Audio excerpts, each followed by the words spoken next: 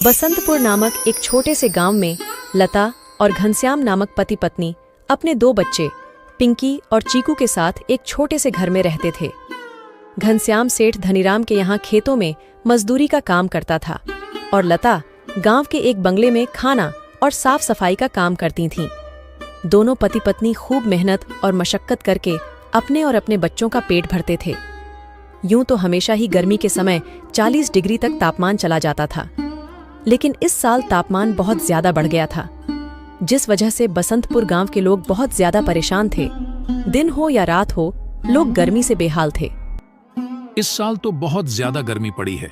इतनी कड़ी धूप में काम करना बहुत मुश्किल हो गया है। घर से निकलते ही पसीना बारिश की तरह टपकने लगता है। इतनी भारी गर्मी में तो काम पर भी जाने का मन नहीं करता। न जाने इस साल की गर्मी कैसे कटेगी। चलो अच्छा, मैं काम पर जाता हूँ, वरना सेठ गुस्सा करेंगे। घनश्याम मजदूरी पर चला जाता है। पिंकी और चिंकी एक सरकारी स्कूल में पढ़ते थे। लता पिंकी और चिंकी को स्कूल छोड़कर काम पर चली जाती है। उस बंगले में मालकिन हेमलता और मालिक रामचंद्र अपने दो बच्चे टीना और शिवम के साथ रहते थे। अरे लता, आ गई तू। अब चल जल्दी से सारे काम निपटा लो। पता है ना, शिवम की बर्थडे पार्टी है, तो सारे काम 4 बजे से पहले ही हो जाने चाहिए। और हाँ, इसके बाद तुम घर सजाने में भी मेरी मदद करोगी, ठीक है? ठीक है मालकिन, मैं पहले जाकर घर के सारे काम निपटा लेती हूँ। इसके बाद घर को सजाने में मैं आपकी मदद करूँगी। ऐसे लता घर के सारे काम करने के बाद हेमलता की घर को सजाने में मदद करती है। हेमलता और लता मिलकर पूरे घर को अच्छी तरह से सजा देते हैं। अच्छा मालकिन, मैंने घर के सारे काम निपटा दिए हैं और पार्टी की सारी तैयारी भी हो गई है, तो अब मैं घर जाती हूँ। हाँ ठीक है, लेकिन पता है ना तुम्हें, आज शिवम की बर्थडे पार्टी है, तो तुम शाम को 7 बजे अपने बच्चों के साथ पार्टी में आ जाना। और हाँ, मुझे तुम्हारी थोड़ी मदद की भी जरूरत होगी। ठीक है मालकिन, मैं शाम के समय बच्चों के साथ यहाँ आ जाऊंगी। ऐसा कहकर लता घर चली जाती है और दोनों बच्चों को तैयार करके शाम को 7 बजे पार्टी में आ जाती है। पार्टी बहुत ही शानदार होती है। लता के बच्चे इतना बड़ा घर देखकर कहते हैं, अरे यार चिंकी, यह घर कितना बड़ा है और कितना सुंदर है। बाहर कितनी गर्मी है, फिर भी इनके घर के अंदर कितना ठंड लग रहा है। पिंकी और चिंकी की बातें शिवम सुन लेता है और वह उनसे कहता है, अरे ये घर ठंडा इसलिए लग रहा है क्योंकि हमारे घर में हर कमरे में एसी लगा हुआ है। ओह, मतलब कि एसी लगाने से घर बहुत ठंडा हो जाता है। दीदी, हम भी अपने पिताजी को अपने घर में एसी लगाने के लिए बोलते हैं ना, हमारे घर में भी बहुत ठंडा लगेगा। चलो बच्चों, इधर आओ, केक काटने का टाइम हो गया है। जब केक काटने लगता है तो पिंकी और चिंकी एसी की ठंडी ठंडी हवा खाते खाते शिवम के कमरे की तरफ चले जाते हैं और शिवम के कमरे के बाहर खड़े होकर एसी की ठंडी ठंडी हवा का मजा लेने लगते हैं। एसी की ठंडी ठंडी हवा खाते खाते वह दोनों कमरे के अंदर चले जाते हैं। दीदी, यह कमरा तो सबसे ठंडा है, इसमें कितनी ठंडक है। और दीदी, यह देखो, यह बिस्तर कितना सुंदर है, बिल्कुल मखमल जैसा। दोनों बेड पर बैठ जाते हैं और ठंडी ठंडी हवा का आनंद लेने लगते हैं। देखते ही देखते 15 मिनट बीत जाते हैं और आराम करते करते कब दोनों की आंख लग जाती है, उन्हें पता ही नहीं चलता। इतने ही देर में अचानक से शिवम की बहन टीना कमरे में आ जाती है। वह पिंकी और चिंकी दोनों को शिवम की बेड पर लेटा देखकर जोर से भड़कती है। ये दोनों मेरे कमरे में क्या कर रहे हैं? माँ इधर आओ, देखो ये दोनों मेरे बेड पर क्या कर रहे हैं। टीना की आवाज सुनकर हेमलता कमरे में आती है। तुम दोनों अभी के अभी मेरे बेड से उठो। पिंकी और चिंकी हेमलता की आवाज सुनकर जग जाते हैं। लता भी हेमलता की आवाज सुनकर भागी भागी चली आती है। क्या हुआ मालकिन? आपकी बहुत जोर से नीचे आवाज आ रही थी। क्या हुआ? ये पूछ, क्या नहीं हुआ? ये देख नहीं रही तू? तेरे बच्चों ने अपने गंदे मेले बदबूदार कपड़ों से मेरा पूरा बेड गंदा कर दिया। तेरे बच्चों ने एसी देखा नहीं कि सोने चले मेरे बेड पे। हद होती है यार। मैं तो तेरे बच्चों को इसलिए बुलाया था कि इनका भी थोड़ा मन लग जाएगा। इन्होंने कभी ऐसी पार्टी लाइफ में देखी नहीं होगी, ये भी देख लेंगे। पर ये तो अपनी औकात ही भूल गए। ये हमारा घर है, कोई धर्मशाला नहीं कि कोई भी भिखारी हमारे कमरे में आ जाएगा और आकर के सो जाएगा। तू अभी के अभी अपने बच्चों को लेकर निकल यहाँ से। और हाँ, कल से काम पर भी आने की जरूरत नहीं है। मालकिन ऐसा मत करो, मेरी बात तो सुनो। बच्चे नादान हैं। मैं वादा करती हूँ आगे से ऐसा दोबारा नहीं होगा। यह मेरी आखिरी भूल समझकर माफ कर दीजिए मालकिन। मुझे काम से मत निकालिए मालकिन। इस काम के सहारे तो मेरा घर चल रहा है। ये तेरी सर दर्द है। अब तू यहाँ पर काम नहीं कर सकती। अब तू अपने बच्चों को ले और यहाँ से निकाल। हेमलता लता और उसके बच्चों को घर से बाहर निकाल देती है और आगे से काम पर आने को भी मना कर देती है। अब लता के पास कोई काम नहीं था। घर का सारा भार अब घनश्याम के कंधों पर आ गया था।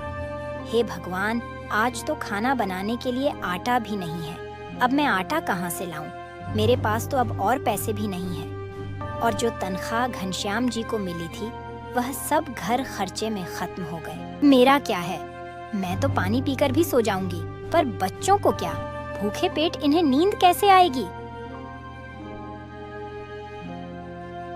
आ गए आप। घर में राशन खत्म हो गया है। आज खाने में कुछ नहीं बना है। कोई बात नहीं, खाना आज मैं अपने साथ लेकर आया हूँ। सेठ जी के यहाँ पर आज दावत थी तो उन्होंने कुछ खाना बच्चों के लिए भी भिजवा दिया है। ऐसे उस रात तो वह सभी खाना खाकर सो जाते हैं। अगली सुबह लता फिर से अपनी मालकिन हेमलता के घर जाती है और उससे थोड़े पैसे उधार मांगती है। मालकिन, मेरे घर में खाने के लिए एक अनाज का दाना भी नहीं है। कृपया आप मुझे थोड़े से पैसे उधार दे दीजिए। तुझे देने के लिए मेरे पास कोई पैसे वैसे नहीं है। मैंने तुझे पहले ही काम से निकाल दिया था, फिर तेरी यहाँ आने की हिम्मत कैसे हुई? जा निकल यहाँ से और आइंदा यहाँ पर अपनी शक्ल मत दिखाइयो। हेमलता की कड़वी बातें सुनकर लता घर वापस जाने लगती है। तभी उसे रास्ते में एक पोस्टर दिखाई देता है। उस पोस्टर को देखकर लता वहीं रुक जाती है। पकोड़े बनाने वाले की जरूरत है। अधिक जानकारी के लिए इस दिए गए नंबर पर कॉल करें। पकोड़े बनाने तो मुझे आता है। अगर यहाँ मेरी नौकरी लग जाए तो घर का खर्च चलाने के लिए कुछ पैसे आ जाएंगे। ऐसा सोचकर लता उस पते पर पहुंच जाती है।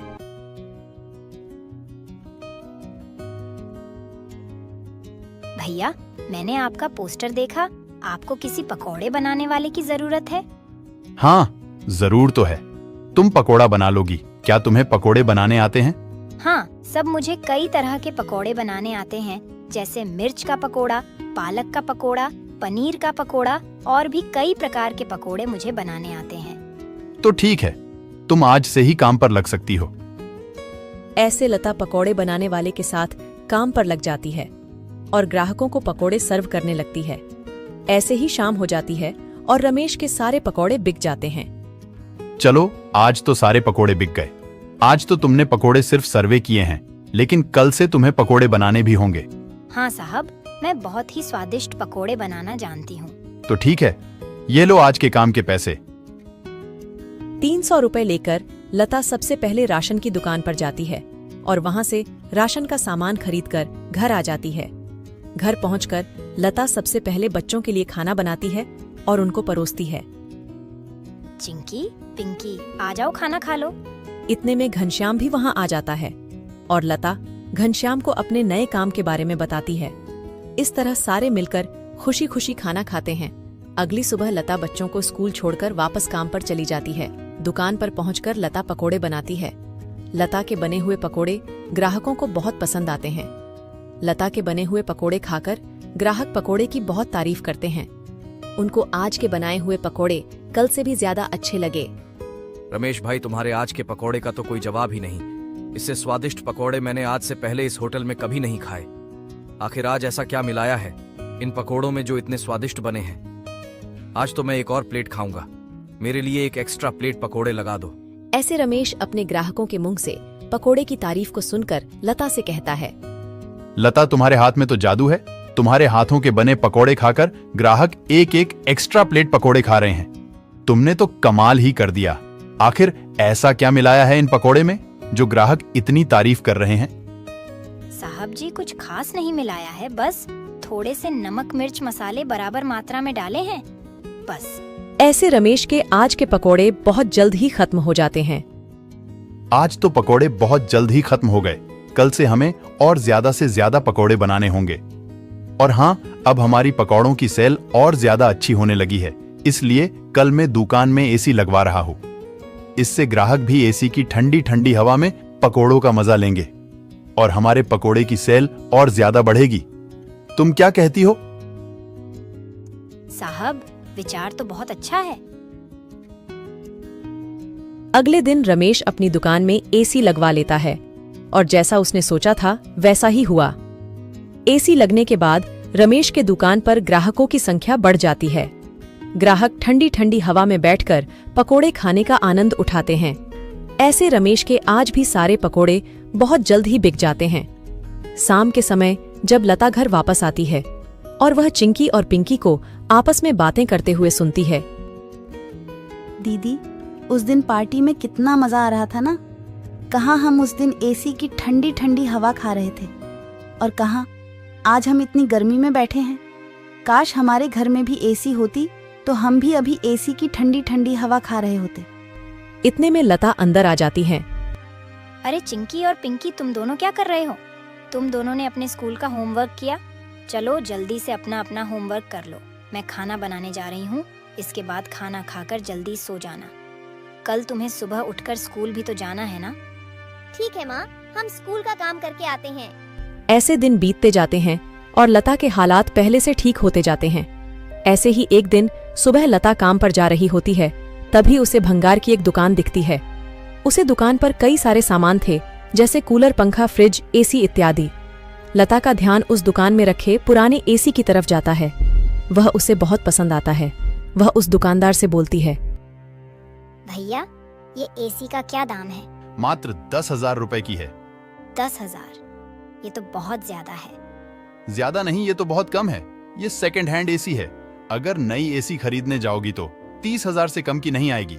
अच्छा ठीक है, पर ये सही से तो चलती है ना? हाँ, बिल्कुल सही से चलती है। अगर 6 महीने से पहले ये एसी बंद हो जाती है तो इसकी सारी रिपेयरिंग की सर्विस बिल्कुल फ्री होगी। ठीक है, लेकिन इसका सही सही दाम लगाओ। मैं इसके 8,000 दूंगी। अगर तुम्हें देनी है तो मुझे ये ऐसी 8,000 में दे दो। ठीक है, बताओ कहाँ लगानी है। लता उस आदमी को अपने घर लेकर आती है। वह आदमी लता के घर पहुंचकर एसी को लगा देता है। एसी चालू करते ही ठंडी ठंडी हवा घर में फैलने लगती है। बच्चे भी इस ठंडी ठंडी हवा का मजा उठाते हैं। वह दीदी, क्या मजा आ रहा है। एसी की ठंडी ठंडी हवा, ऐसा लग रहा है जैसे बर्फ की चादर ओढ़ ली है हमने। इतनी कड़ी गर्मी में ये ठंडी ठंडी हवा बर्फ की चादर जैसी लग रही है। घर में एसी के लगते ही बच्चे बहुत खुश हो जाते हैं। घनश्याम भी घर पर आ जाता है। ओह, आखिर तुमने बच्चों की इच्छा पूरी कर ही दी। कैसे ना करती भला। बच्चे तो आखिर मेरी जान है। इनसे बढ़कर मेरे लिए कुछ भी नहीं।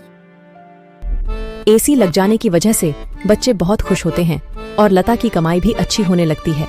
लता के बने हुए पकौड़ों की वजह से रमेश के दुकान पर ग्राहकों की भीड़ लगी रहती थी। इससे रमेश खुश होकर लता की तनख्वाह बढ़ा देता है। थोड़े दिन बाद घनश्याम भी सेठ धनीराम के यहाँ मजदूरी छोड़कर लता के साथ पकोड़े बनाने लगता है। दोनों को रमेश काफी अच्छी सैलरी देता था, जिससे उनका घर खर्च काफी आसानी से चल जाता था। बच्चे पूरी गर्मी ऐसी की ठंडी ठंडी हवा में गुजरते हैं और इस तरह वह लोग अपना जीवन खुशी खुशी जीने लगते हैं।